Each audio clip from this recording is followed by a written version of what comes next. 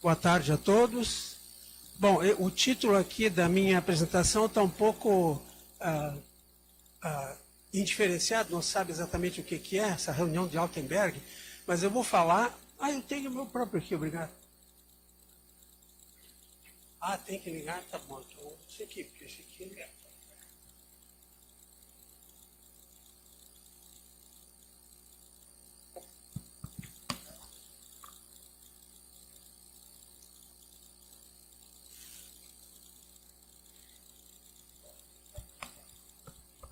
melhor com modéstia à parte, mas eu vou usar esse aqui, né? Eu vou falar sobre teorias de evolução do século XX e uma que está emergindo no século XXI. Tá? Essa teoria do século XX é a teoria que a gente encontra em todos os livros textos de evolução, ou biologia evolutiva, assim também chamada, né? Ela se formou aproximadamente entre a década de 1920 e 1940 do século XX, portanto,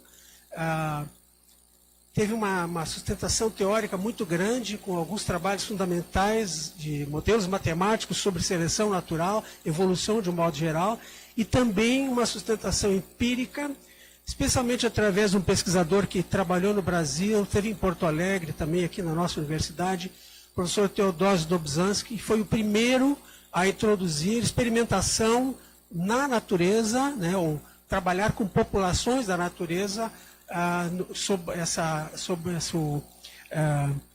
para entender a evolução, melhor dizendo, né? Bom, vou ter que me concentrar nesses 20 minutos aqui, porque senão vai ser difícil. O que essa teoria do século XX chama síntese evolutiva, ou também teoria sintética da evolução. Algumas vezes a gente lê nos livros de texto, neodarwinismo, não está completamente correto isso. Mas eu não vou entrar em detalhes aqui históricos.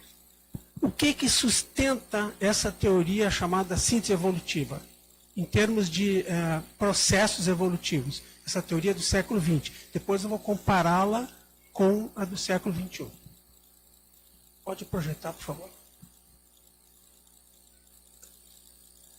Primeiro que o processo da mutação aleatória é o que gera variabilidade genética, que gera variância genética, variabilidade genética importante para ser usada de diferentes modos nas populações. Esse é o primeiro processo admitido por essa teoria. O segundo, por favor. Seleção natural, que já é conhecido desde Darwin, foi refraseada por essa teoria de uma maneira muito interessante, né? Mas basicamente se refere à reprodução diferencial de diferentes fenótipos nas populações. Indivíduos diferentes produzem filhos de maneira diferente, sobrevivem de maneira diferente e a resultante é representação nas gerações seguintes em maior número de alguns fenótipos, alguns genótipos, mais de alguns indivíduos do que de outros. Isso é seleção natural. O Darwin, que foi o primeiro a conceituar essa expressão, simplesmente ele a definiu da sua maneira mais simples. Ele usou várias maneiras de definir. A mais simples foi: seleção natural é a preservação das variações vantajosas e da eliminação das variações desvantajosas. Ele não lembrou, mas na origem das espécies tem uma passagem incrível que ele poderia ter usado, mas ele não associou isso, de variações que permanecem nas populações flutuando, né? E podem ser eliminadas ou fixadas por outros mecanismos, não exclusivamente seleção natural. Muito bem, o outro, por favor. Fluxo gênico, eu vou usar aqui a expressão migração, que é bastante conhecida, embora não seja o melhor termo. Fluxo gênico é o que, talvez a maioria de nós aqui foi produto de fluxo gênico. Os pais imigrantes de algum lugar vieram para cá, seus filhos casaram aqui com outras pessoas que são os pais de todos nós aqui. Isso significa fluxo de genes de outros lugares, de outras populações, para a nossa população, digamos, aqui de Porto Alegre, ou de outras cidades do Rio Grande do Sul e do Brasil.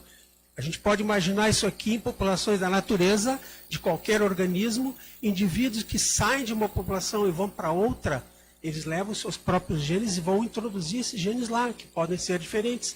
Isso chama fluxo gênico.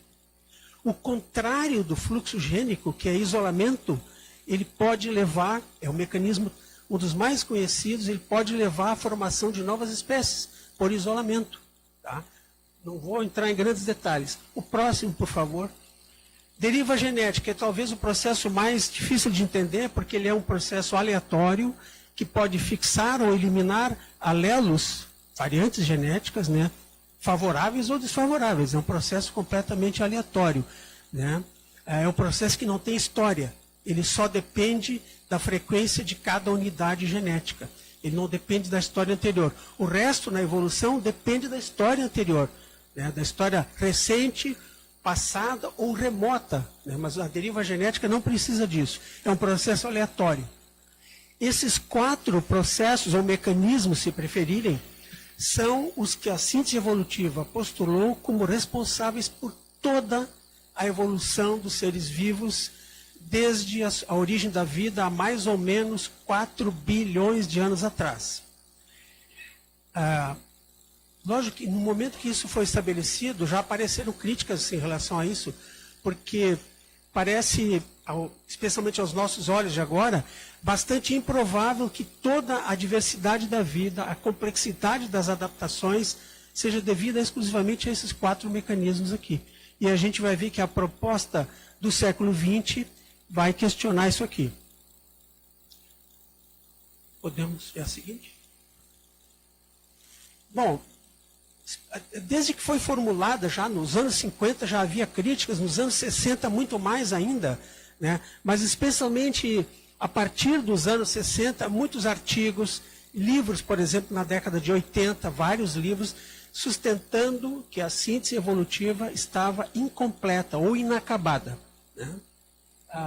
E eu vou só representar um artigo aqui, que não é o mais importante, mas é um dos artigos importantes que contestou esses processos que eu acabei de mencionar aqui, que é um artigo de 2000. Pode... o autor é um paleontólogo canadense.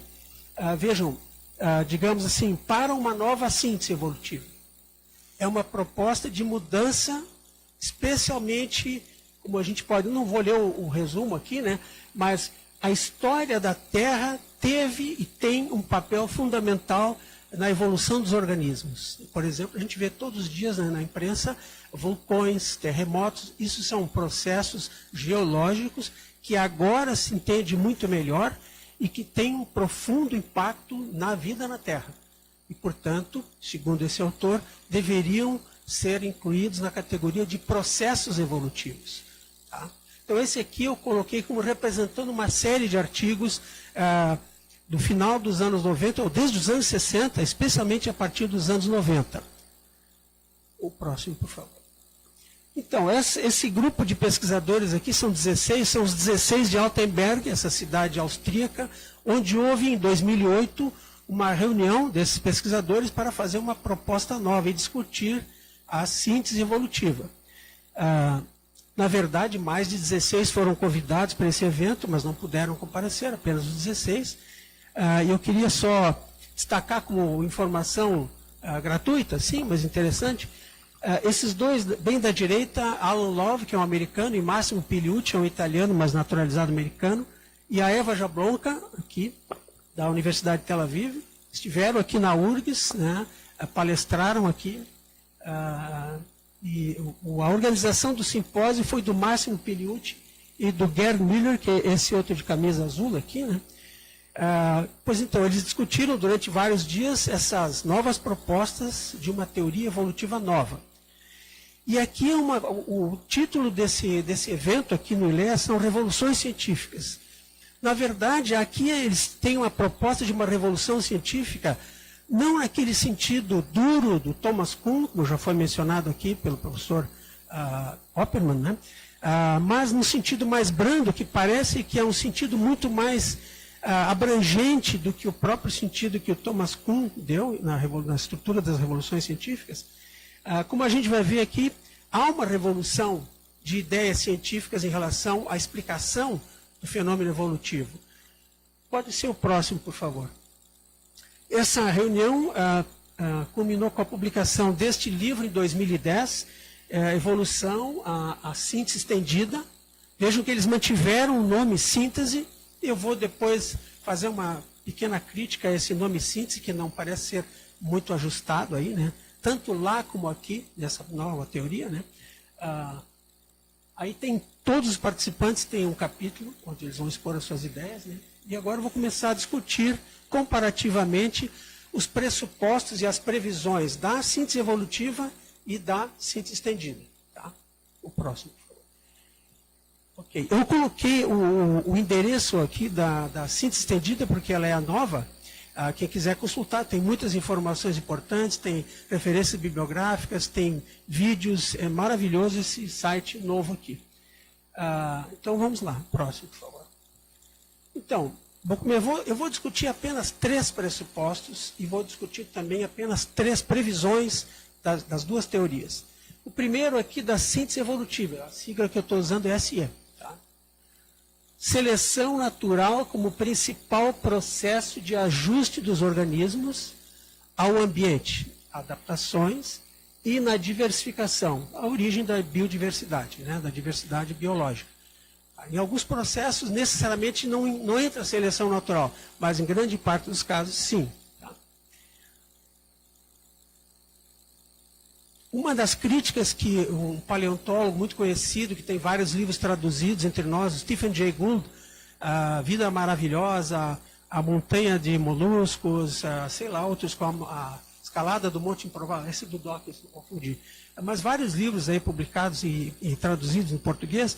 Ele é um dos grandes críticos da síntese desde muito tempo, e uma das críticas que ele fez é esse enrijecimento da síntese em torno do processo de seleção natural. Ele já sustentava, ele faleceu em 2002, ele já sustentava que outros processos importantes deveriam ser considerados. Tá? Então a gente pode ver aqui que o primeiro pressuposto é que a seleção natural é onipotente, quase, né? na concepção da síntese evolutiva. Próximo, por favor. Eu vou fazer um ping-pong, um pressuposto de uma e de outra. Agora da síntese evolutiva estendida, SE. Causação recíproca. Ou seja, os organismos modificam e são modificados pelo ambiente. Isso aqui é revolucionário. É uma heresia para os defensores da síntese evolutiva tradicional. Né? São modificados pelos ambientes seletivo, seleção natural, e do desenvolvimento, que eu botei um outro nome aqui que talvez seja mais familiar para a maior parte, né? É embriogênese, embriologia, né? Construção de nicho, que é uma coisa nova proposta por essa nova teoria, e viés no desenvolvimento. Esse processo eu vou deixar de lado, que ele é um pouquinho mais complicado, mas eu vou falar de construção, porque o exemplo que eu vou dar, todo mundo conhece aqui, tenho certeza. Então, construção de nicho e viés no desenvolvimento compartilham com a seleção natural nas taxas e na direção da evolução. Isso aqui é uma bomba, né? E a gente vai ver que existe controvérsias até o presente momento sobre essa nova proposta. Vou mostrar um artigo de 2014 depois. Então vamos ver um pouco sobre construção de nicho. Pode mostrar o próximo? Antes disso, sobre desenvolvimento, que é uma coisa que a teoria tradicional não tratou, era uma caixa preta. Como é que, dos genes até quando o organismo está formado, o que acontece nesse meio tempo? O que acontece quando, nos mamíferos, o embrião e a intrauterino, o que acontece com ele? Né? Onde os genes entram na história? Então, o desenvolvimento, a embriologia, não entrou na síntese evolutiva. E para quem sabe um pouco da história das ideias evolutivas, depois de Darwin, uma área muito importante no século XIX, início do século XX, foi a embriologia comparada, além de anatomia comparada. Isso foi esquecido, entre aspas, né, pela síntese evolutiva. Vamos imaginar essas duas aves aqui. Elas são diferentes na morfologia do bico, morfologia do crânio, então músculos adjacentes são completamente diferentes, dentre outras coisas. Só para mencionar, quero ver se eu acerto agora aqui. É o botãozinho do meio, né? Por isso que eu errei tudo antes. Viu? Falta de familiaridade com a tecnologia aqui. Olha aqui, essa... Opa.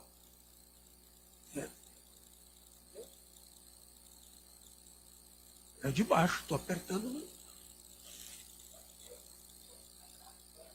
Ah, eu não posso acreditar que seja aqui. Eu estava fazendo 1000 tentativas aqui, mas é por trás. Ora, bosta. É muito complexo esse sistema aqui, professora Márcia Barbosa. Olha aqui, onde a gente vê uma linha, a gente tem que pensar que é uma população de indivíduos. Não é um indivíduo só que está ali, é uma população.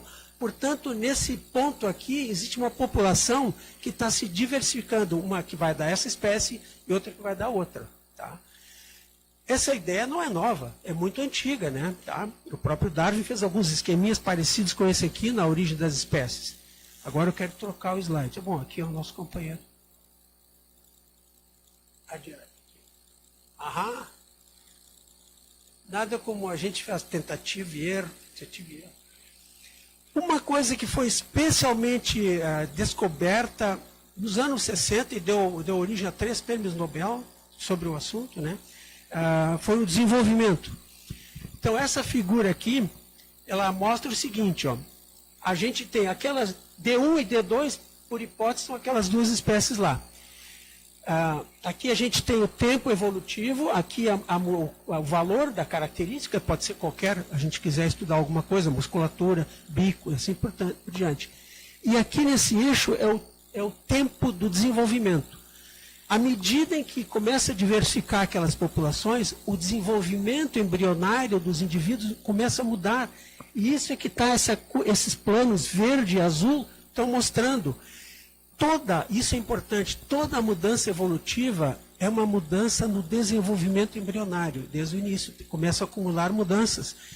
Isso para qualquer característica de qualquer organismo. Tá? Isso foi uma grande novidade que foi incorporada à síntese evolutiva nos anos 90. Isso já está nos livros textos incorporado, mas ela não fazia parte da síntese tradicional. Tá? Então, qualquer mudança evolutiva envolve o desenvolvimento embrionário. Bom, agora eu posso trocar por minha conta agora. Agora eu vou errar menos, tá? Olha aqui, ó. Quem é que não conhece esse bicho aqui? O popular João de Barro. Tá? Aqui a gente tem o casal que está começando a fazer a construção e aqui já está pronto, inclusive ao lado de uma outra que está desocupada. Nem sempre eles ocupam aquilo que já está feito, eles fazem uma nova. Isso se chama construção de nicho. E isso é herdado por meios culturais. Essa é a grande sacada da nova proposta, porque ela assume, a gente vai ver daqui a pouco, outros modelos de herança que não seja herança genética. Pode ser herança cultural, herança comportamental, herança ecológica, e aqui, por exemplo, um tipo de herança comportamental e ecológica ao mesmo tempo. A gente pode fazer um exercício de imaginação e como é que isso começou. Né? No momento que isso começou, os indivíduos herdaram esse comportamento de construir essa casa. E ela tem propriedades incríveis de manter a temperatura interna praticamente constante. Né? Bom, isso é construção e herança de nicho nas gerações posteriores. Portanto, eu não sei há quanto tempo o João de Barro constrói, não sei se alguém já estudou esse tipo de ninho, mas há muitas e muitas gerações. Eu ouso dizer que há milhares de gerações. Né? Foi um processo bastante complicado. Então, esse é um exemplo mais fácil de herança de nicho e de construção de nicho. Tá?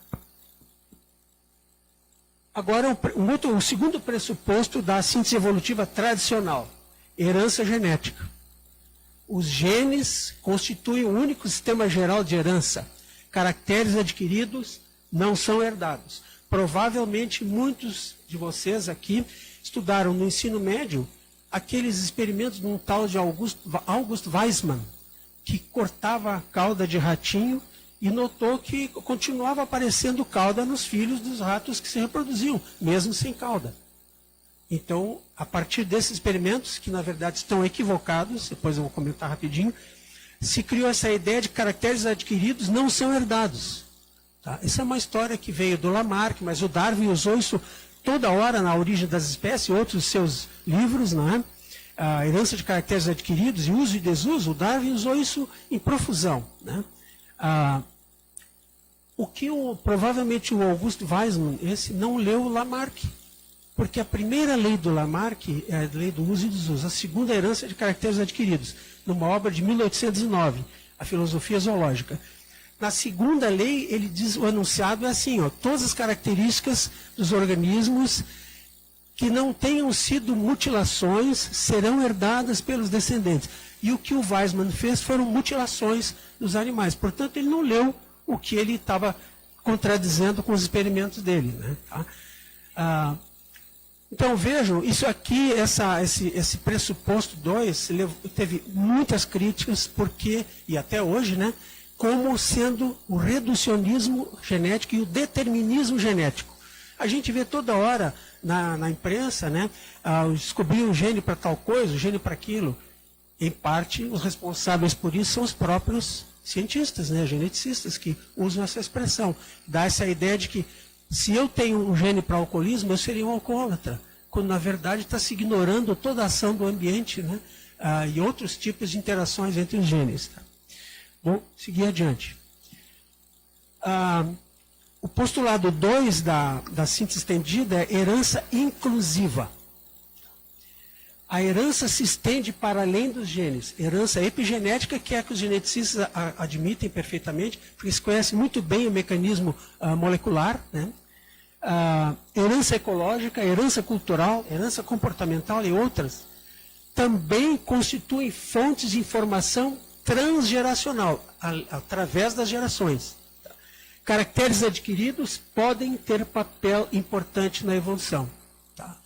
Portanto, o Lamarck deve estar dando pulos hoje em dia, porque, claro que é com outra roupa, né? A mesma noção de caracteres adquiridos tem uma roupagem diferente, muito mais sofisticada do que ele dispunha na época, início do século XIX. Né? Muito bem, eu não sei se eu tenho aqui algum... tem uma imagem bem legal aqui. Ó. Esse macaquinho aqui é o chamado macaco prego, que tem aqui aqui no mato ao redor da gente, mas não essa espécie aqui, uma outra. Isso aqui é lá da Serra da Capivara, no sul do Piauí, que é um parque nacional maravilhoso, que tem coisas incríveis, dentre elas esses macacos que são a sensação do momento na literatura, né, científica, porque eles usam pedras para quebrar frutos secos e duros. Né? Como a gente, não sei se dá para ver, mas lá talvez seja melhor. Né? Há uma pedrinha, há uma fruta ali embaixo, tipo uma castanha, e que ele vai quebrar com a pedra.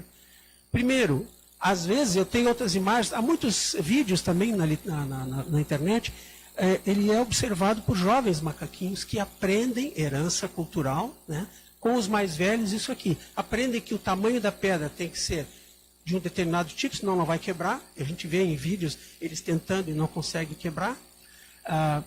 Então, isso aqui é exclusivo dessas populações que tem lá no Parque Nacional da Serra da Capivara. Tá? Depois eu vou mostrar um outro caso também. Esse aqui eu não vou mencionar porque o tempo está curto, mas é uma avezinha que tem aqui no Rio Grande do Sul.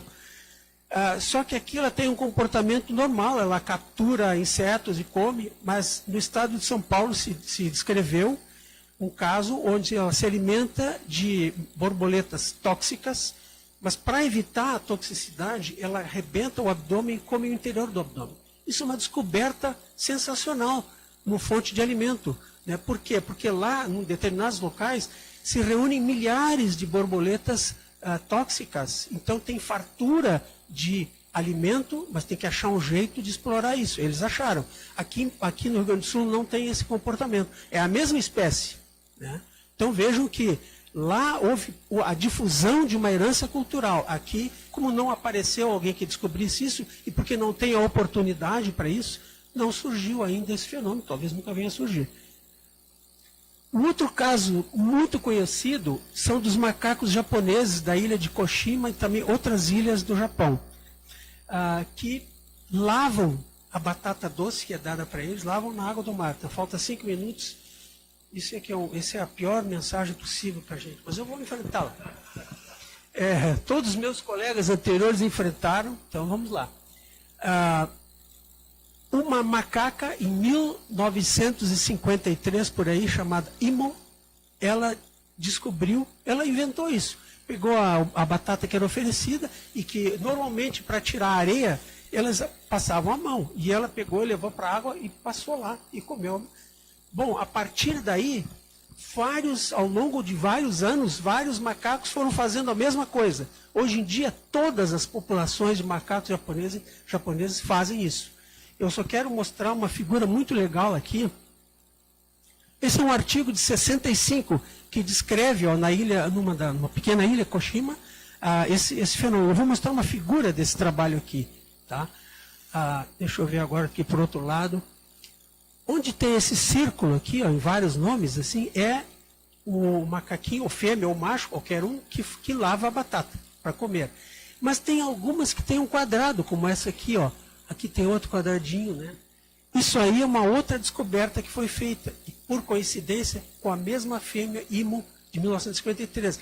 Em 56, ela descobriu outra coisa. Ela já tinha prática com lavar, e ela descobriu o seguinte, que quando distribuíam grãos de trigo, jogavam na terra, os macaquinhos faziam um por um, tinha que comer. E ela descobriu que se ela juntasse tudo, cheio de areia, ela ia para a água, lavava, peneirava, e comia de cara um monte de semente de trigo, né, sem precisar coletar uma por uma. A mesma Imo, a macaquinha, descobriu isso já usando a sua experiência anterior. E depois tem essas genealogias aqui, tem vários que já estão usando a mesma coisa. E atualmente todos fazem isso também. Isso aqui é de 65, tem mais de 50 anos aqui. Né? Isso tem aí, talvez, sei lá, 2 gerações de macacos, ou 3 no máximo, né? Talvez um pouquinho menos até. Um pouquinho mais até. Então, a herança cultural, né, que os jovens aprendem com os mais velhos. Tá? Vou ver o que eu posso fazer agora aqui. Aqui tem uma foto de um desses macacos, é a foto do artigo próprio, esse aqui de 65, e aqui da internet, vários macaquinhos lavando suas batatas. Não é lavando, né? A Imo inventou, todo mundo segue. Pronto, e vale a pena, porque tira a areia rapidamente. Né? Tá? O terceiro pressuposto da síntese evolutiva tradicional, perspectiva centrada nos genes. Genética de populações, que é uma área que estuda o comportamento dos genes nas populações ao longo das gerações, é uma área, assim como a ecologia de populações, é a área mais matematizada da genética, né? Então, genética de populações como fundamental na explicação dos fenômenos evolutivos. Eu vou mostrar uma figurinha rapidamente. Ainda não apareceu o aviso de 1 minuto. Essa figurinha aqui é de o segundo livro-texto, no mesmo ano, 73, de Filosofia da Biologia. De Michael Ruse, um pesquisador que já esteve aqui na URGS também, 2 vezes, né? Ela mostra claramente esse reducionismo da síntese evolutiva. A gente tem aqui genética de populações como a disciplina prioritária, e aqui o próprio autor chama aqui na legenda disciplinas subsidiárias. Portanto, são coadjuvantes a paleontologia, a sistemática, a morfologia, a embriologia, assim por diante, outras disciplinas. Isto mostra que dar o nome de síntese evolutiva a isso aqui, do ponto de vista epistemológico, está completamente errado. Porque uma síntese, do ponto de vista epistêmico, pressupõe paridade epistêmica. E aqui temos prioridade epistêmica na explicação dos fenômenos evolutivos. Tá? Então, essa é mais uma crítica a essa teoria, a síntese evolutiva. Vou passar ao outro agora, o terceiro da síntese estendida. Perspectiva centrada no organismo e nos fenótipos, e não nos genes, tá? Nem nos genótipos. Os sistemas de desenvolvimento, que são processos, né, de desenvolvimento, podem facilitar a geração de variações adaptativas e modificar ambientes seletivos. Isso aqui eu vou pular, porque eu tinha uma figurinha aqui que eu vou mostrar, mas eu vou pular isso aqui e vou passar para o outro. Tá? Agora eu vou comparar rapidinho aqui as previsões de cada uma. Se é que vai dar tempo. Previsão da síntese tradicional. A mudança genética causa e logicamente precede ou antecede a mudança fenotípica na evolução adaptativa. Então, primeiro tem que mudar a genética. Essa é a teoria tradicional. A previsão da síntese contemporânea é a acomodação fenotípica, e agora eu vou mostrar uma figura incrível aqui, pode preceder em vez de seguir a mudança genética na evolução adaptativa. O exemplo mais tradicional disso se chama síndrome da domesticação, que o Darwin já conhecia, é a correlação entre mudanças num organismo. A gente quer mudar uma coisa, por exemplo, um criador de gado quer aumentar a produção de leite, mas ao fazer uma seleção para isso, as vacas leiteiras também mudam várias outras coisas. Isso se chama síndrome da domesticação contemporaneamente. Os animais domésticos, o Darwin já tinha notado isso, eles são mais dóceis, por exemplo, cães, né? Comparado com lobos selvagens e outros carnívoros, né?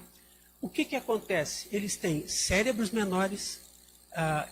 A seleção é feita pela docilidade do animal. Eles têm glândulas suprarrenais menores, portanto, menos adrenalina, a famosa adrenalina, que é o hormônio do estresse, da tensão, né?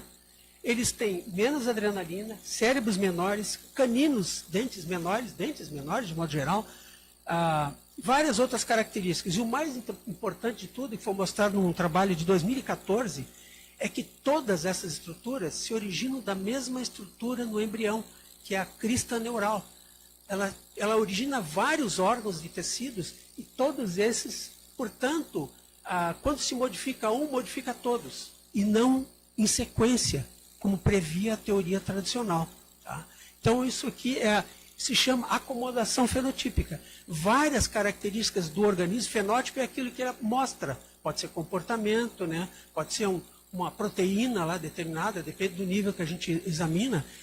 Várias características aparecem simultaneamente. Isso é a acomodação fenotípica, e isso, em particular, para animais domésticos, se chama o síndrome da domesticação. A explicação da síntese evolutiva tradicional é muito complicada para isso aqui. E agora a explicação se torna muito mais simples. Tá? Vou ver o que eu tenho aqui. Outra previsão da síntese tradicional: as mutações genéticas e, portanto, novos fenótipos serão aleatórios, neutros ou ligeiramente desvantajosos. Eu vou passar bem rapidinho. Agora, a correspondente da síntese estendida: novas variantes fenotípicas serão frequentemente direcionais e funcionais. Portanto, se a gente usar a expressão velocidade da evolução, é muito mais rápido do que se pode imaginar, do que se imaginava antes. Isso aqui é uma figura que eu vou pular, é bem legal, mas eu vou pular. E, por fim, mutações geram novos fenótipos, mutações que geram novos fenótipos ocorrem em um único ou em poucos indivíduos de uma população. Essa é a previsão tradicional. E a nova prevê o seguinte: novas variantes fenotípicas frequentemente induzidas pelo ambiente ocorrerão em vários indivíduos de uma população. Logo, acelera o processo evolutivo. Tá? Enfim, eu não vou me compreender a ideia aqui. E, por fim, isso aqui é um exemplo brasileiro nosso aqui, dessa borboletinha, tem aqui no Morro Santana. O substrato que a lagarta come ou anda vai induzir a cor nela. Se as flores são rosa, a lagarta vai ser cor-de-rosa. Se são amarelas, as flores serão amarela lagarta. Se é amarronzada, a lagarta será marrom. Aqui também tem uma lagarta. Ou seja, a indução direta num fenótipo, né? numa característica que exibe o organismo. Tá? E por último, esse aqui, publicado na Nature em 2014, é um debate entre aqueles que acham que tem que mudar urgentemente a teoria evolutiva e o contraponto daqueles que não, tudo está bem. Então, tem vários pesquisadores em cada uma dessas, são várias páginas aí. Esse é um debate muito interessante que ainda segue, né? Tanto que, se aqui os biólogos que houver aqui, que eu acho até que são muito poucos, eu tenho a esperança que na outra sala tenha mais biólogos, mas os livros textos não contêm ainda essa nova abordagem. Tá? Salvo um livro, não está traduzido, que é de 2012, ele cita uma parte dessa nova teoria. Desculpem a correria, mas deu para terminar, fiquei feliz até. Muito obrigado.